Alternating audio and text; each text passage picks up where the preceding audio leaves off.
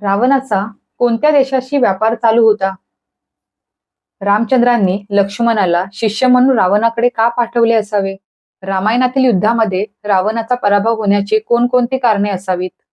नमस्कार. रम्य ही स्वर्गाहून लंका हे गाणं ऐकलंय का?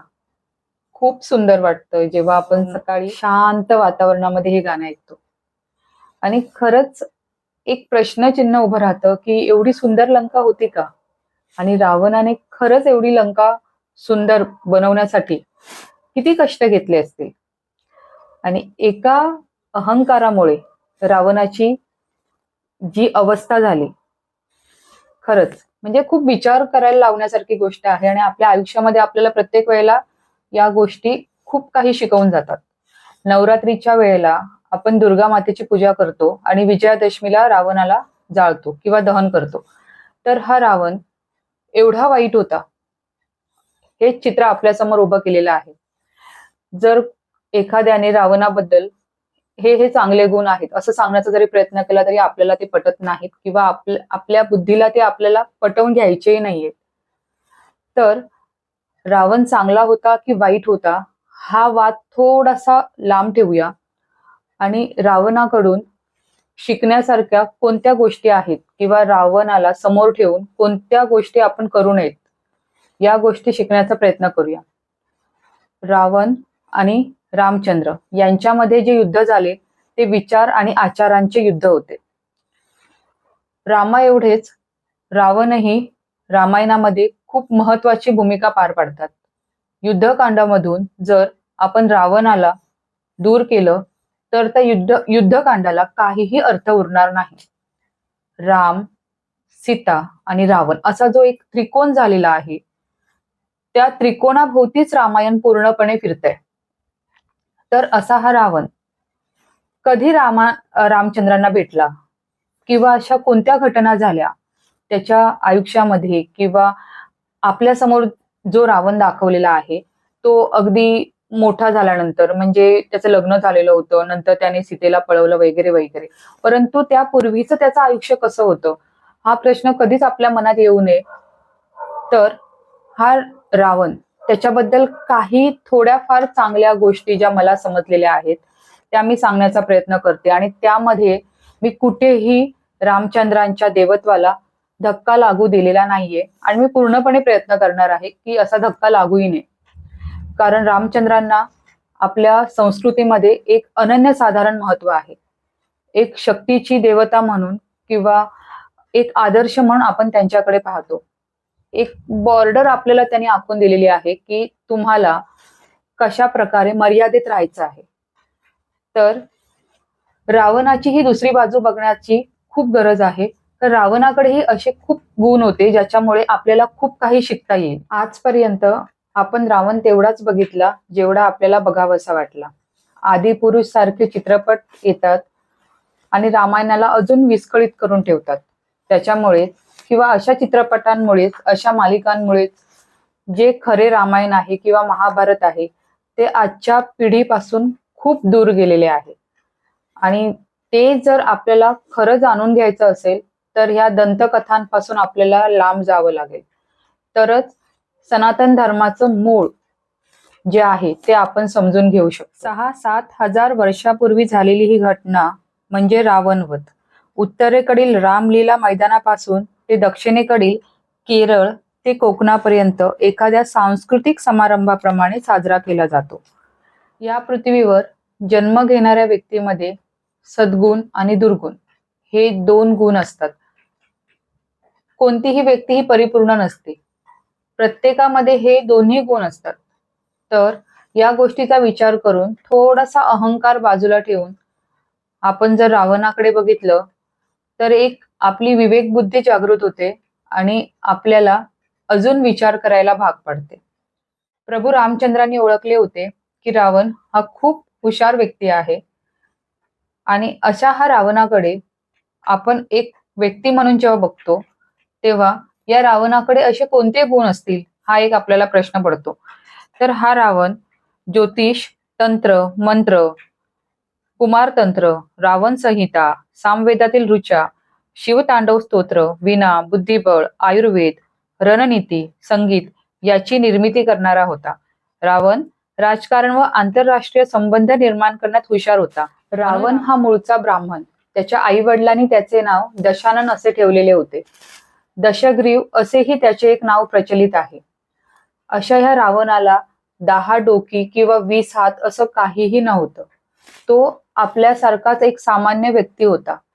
रावणाला रावण हे नाव शंकराने दिलं. रावण याचा अर्थ चराचराला रडवणारा किंवा घाबरवणारा असा होतो आणि पुढे हेच नाव प्रचलित झालं. रावण हा ब्राह्मण विश्रवा आणि कैकसी दैत्यपुत्री यांचा पुत्र होता. कुबेर हा रावणाचा सावत्र भाऊ. कुबेराची सत्ता ही लंकेवरती होती. रावणाने स्वबळाने स्वतः सेना उभी करून लंका जिंकून घेतली होती. आणि कुबेराकडे एक पुष्पक विमान होते, हे तर आपल्याला सर्वांना माहितीच आहे. ते पुष्पक विमानही रावणाने स्वतःकडे ठेवून घेतलेलं होतं. आणि श्रीलंकेमधून किंवा आजही श्रीलंकेतून असं सांगितलं जातं की या जगातील पहिला पायलट हा रावण होता. रावण हा शिवशंकरांचा एक कट्टर भक्त होता. तसंच तो शंकरांचे वाहन नंदी याचाही खूप आदर करायचा. रावण हा पूर्णतः शाकाहारी होता. तो 3 वेळा संध्या करायचा, यज्ञ करायचा, सगळी विधिवत पूजा करायचा. त्याच्यामुळे आपल्याला जे दाखवलं जातं की रावण हा मांसाहारी होता, तर ते खोटं आहे. रावण हा पूर्णपणे शाकाहारी होता. राजा झाल्यावर रावणामध्ये एक अहंकार निर्माण झालेला होता. शिवशंकरांचा भक्त आहे, मला कोणीही काही करू शकत नाही, हा विचार करता करता रावण खूप उन्मत्त झाला होता. त्याने वेदवती, रंभा यासारख्या अनेक स्त्रियांवरती अत्याचार केले. नल कुबेरने रावणाला श्राप दिला होता आणि त्या श्रापामुळेच असेल कदाचित की रावणाचा जो अंत झाला तो अतिशय खराब पद्धतीने झाला. असं म्हणतात की रावणाची लंका ही खूप सुंदर होती, अगदी स्वर्गालाही लाजवेल किंवा देवांनाही हेवा वाटेल अशी रावणाने लंका कुबेराकडून घेतल्यानंतर तयार केलेली होती. तर रावणाचा महाल हा सुवर्ण व रत्नखचित चित्रांनी सजवलेला होता. लंका नगरी अद्भुत तर होतीच, परंतु नगरीच्या 4ही दिशांना 4 प्रशस्त दरवाजे होते, मजबूत व अभेद्य दरवाजे. रावणाने स्वतः सुख उपभोगले, परंतु त्याने आपल्या जनतेलाही सोन्याच्या घरात ठेवलेले होते. रावणाकडे एक विद्युत जीवा नावाचा एक राक्षस होता किंवा एक सेनेतील व्यक्ती होता. या विद्युत जीवाने रामचंद्रांसारखा एक कृत्रिम व्यक्ती तयार केलेला होता आणि त्या कृत्रिम देहाचा जे शिर आहे किंवा जे डोकं आहे ते वेगळं केलं आणि सीता मातेला नेऊन दाखवलं की रामाचा मृत्यू झालेला आहे आणि राम मेलेला आहे. आणि हे पाहून सीतामाता आक्रोश करू लागली. म्हणजे रावणाकडे असे कित्येक लोक होते ज्यांच्याकडे मंत्र, तंत्र, विद्या, ज्योतिष असे गुण असलेले, म्हणजे किती प्रगत लोक होती त्याच्या सेनेमध्ये, हे आपल्याला यावरून दिसते. रावणाकडे युद्धनीती होती. रावणाच्या युद्धरथांची बांधणी व सजावट शास्त्रशुद्ध पद्धतीने केलेली असायची. घोडेही प्रशिक्षित असत. लक्ष्मणाशी चाललेल्या युद्धात इंद्रजिताचा म्हणजे रावणाच्या मुलाचा सारथी मारला गेला, त्यावेळी रथाचे प्रशिक्षित घोडे वेगवेगळे पवित्रे घेत मंडलाकार गतीने शांतपणे धावत होते. हे युद्धाचे महत्वाच्या बारकावे किंवा बाबी वाल्मिकींनी रामायणातून आपल्याला सांगितलेल्या आहेत. रावण हा मृत्यूला घाबरणाऱ्यांपैकी नव्हता. जेव्हा मेघदूत, प्रहस्त, कुंभकर्ण हे युद्धामध्ये मृत्युमुखी पडले, त्यावेळेला सीतेला देऊन रावणाने स्वतःचे प्राण वाचवले असते, परंतु त्याने आपल्या सारथ्याला सांगितलं की माझा जो रथ आहे तो रामासमोर नेऊन उभा कर, आणि त्याने वीर मरण स्वीकारले. तर असा हा रावण मृत्यूला घाबरणारा नव्हता, तर त्याला युद्धनीती बरोबर माहिती होती. जर तेव्हा त्याने पळ काढला असता तर त्याचे प्राण वाचले असते, परंतु जगाने त्याच्याकडे एक भित्रा रावण म्हणून बघितलं असतं. आपण पुष्कळ चित्रांमध्ये असं बघतो की रावणाने आपल्या पायाखाली एक व्यक्तीला दाबून ठेवलेला आहे, तर ती व्यक्ती इतर कोणीही नसून शनिदेव आहेत. शनिदेवांनी रावणाच्या मुलगा त्याच्या पत्रिकेमध्ये ग्रहांची दिशा फिरवण्याचे आणि त्याला त्रास देण्याचे ठरवलेले होते. आणि हे जेव्हा रावणाला समजलं तेव्हा रावणाने जाऊन शनिदेवाला पकडून आणलं आणि आपल्या पायाखाली ठेवलं होतं. त्याने प्रत्येक ग्रहाला आपला दास बनवून ठेवलेलं होतं. तर एवढा हा पराक्रमी रावण होता. जेव्हा रावण शेवटचा श्वास घेत होता, शेवटचा घटका मोजत होता, तेव्हा रामचंद्रांनी लक्ष्मणाला सांगितलं की तू रावणाकडे जा आणि त्याच्याकडून विद्या शिकून घे. जेव्हा लक्ष्मण रावणाकडे आला तेव्हा रावणाने सांगितलं की मी चांगला मुहूर्त बघून तुला घटना किंवा जे काही ज्ञान असेल ते मी तुला शिकवेन. खूप वेळ झाला तरीही लक्ष्मणाला रावण काहीच सांगत नव्हता. हे बघून लक्ष्मणाला खूप राग आला. लक्ष्मणाने रावणाकडे बघितलं आणि तो पुन्हा जाण्यासाठी निघाला. तेव्हा रावणाने काय केलं तर त्याच्याजवळ पत्ते होते, त्याला पत्ते खेळायला खूप आवडायचं. त्याने ते पत्ते जमिनीवर टाकले आणि आपला खंजीर घेतला आणि त्या पत्त्यांवरती मारला. जसा त्याने तो खंजीर पत्त्यांवरती मारला तसा एक पत्ता सोन्याचा झाला, दुसरा पत्ता चांदीचा झाला आणि तिसरा पत्ता लोखंडाचा झाला. आणि हे उदाहरण दाखवून रावणाने लक्ष्मणाला सांगितलं की मी तुला जे सांगत होतो ते हे आहे की मुहूर्त हा खूप महत्वाची गोष्ट आहे. ज्या मुहूर्ताला ते खंजीर एका पत्त्यावर पडला आणि तो सोन्याचा झाला तो मुहूर्त खूप चांगला होता. चांदीचा झाला तो थोडा चांगला होता आणि जो लोखंडाचा झाला तो अतिशय खराब मुहूर्त होता. म्हणून मी तुला सांगितलं की थोडा वेळ थांब, जेणेकरून चांगल्या मुहूर्तावर मी तुला ज्ञान देईन. रावणाने लक्ष्मणाला शेवटचा श्वास घेत असताना दुसरा धडा सांगितला की समज लक्ष्मणा, मी तुझ्यावरती आता तलवारीने प्रहार केला. तू माझ्या सैन्याने पूर्णपणे वेढलेला आहेस. अशा वेळेला तू काय करशील? तेव्हा लक्ष्मण म्हणाला, गुरुदेव, तुम्ही असं करू शकणार नाही. माझा तुमच्यावरती पूर्ण विश्वास आहे, कारण मी तुमचा शिष्य आहे. तेव्हा रावण लक्ष्मणाला म्हणाला, लक्ष्मणा, हा भोळसटपणा राजकारणामध्ये कधीही दाखवू नकोस. राजनीतीमध्ये कोणीही कोणाचं नसतं. असा तू विचार करून जर चाललास तरच तू यशस्वी होशील, नाहीतर तुझाही एक ना एक दिवस असाच नाश होईल जसा बिभीषणाने भाऊ असून माझा केला. तर अशा या महापराक्रमी रावणाचा पराभव युद्धामध्ये का झाला असावा याची कारणे शोधण्याचा आपण थोडाफार प्रयत्न करूया. तर युद्धात पराभव झाला रावणाचा कारण त्याचा आपल्या विशाल सेनेवर व अनुभवी सेनानायकांवर अति आत्मविश्वास होता. त्याचे प्रमुख सेनानी वृद्ध होते. रामाच्या सेनेत तरुण व उत्साही वीर होते. रावणाच्या सेनेत उदासीनता होती, कारण प्रथमच लंकेच्या भूमीवर युद्ध होणार होते. बिभीषणाने वानरांच्या पराक्रमांचे एवढे वर्णन केलेले होते की सर्वांचे धैर्य कमी झाले होते. मालीच्या 4 पुत्रांनी आणि बिभीषणाने दानवातील दोष म्हणजेच रावण व त्याची सेना यांचे दोष, उणिवा, नगरातील रहस्य याबद्दल पूर्ण माहिती रामचंद्रांना दिली होती. आणि हेच कारण असावं की रावणाचा काळ, अंतकाळ हा जवळ आला होता, हे आपल्याला याच्यावरून दिसून येते.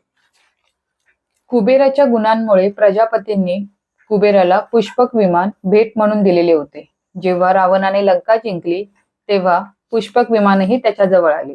परंतु पुष्पक विमानामध्ये रावणाने खूप बदल केलेले होते. तर त्याने काय काय बदल केलेले होते? तर पुष्पक विमानामध्ये त्याने अनेक तांत्रिक सुधारणा व सुंदर सजावट करून घेतलेली होती. त्यामुळे देवांच्या विमानापेक्षाही पुष्पक विमान श्रेष्ठ व सुंदर ठरले गेले. पुष्पक विमानामध्ये जो चालक होता तो दिसत नसायचा. अनेक निर्माण व त्याच्यामध्ये कलांचा त्याने उपयोग केलेला होता.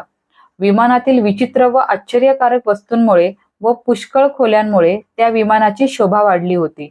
आणि हे जे वर्णन आहे ते हनुमानाने स्वतः केलेले आहे. रावणाचा इजिप्तशी पण व्यापार चालायचा आणि हे जे पुरावे आहेत ते इजिप्तमध्ये ज्या ममीज आहेत त्यांच्या अंगवस्त्रांवरून किंवा कपड्यांवरून आपल्याला आजही पाहायला मिळतं.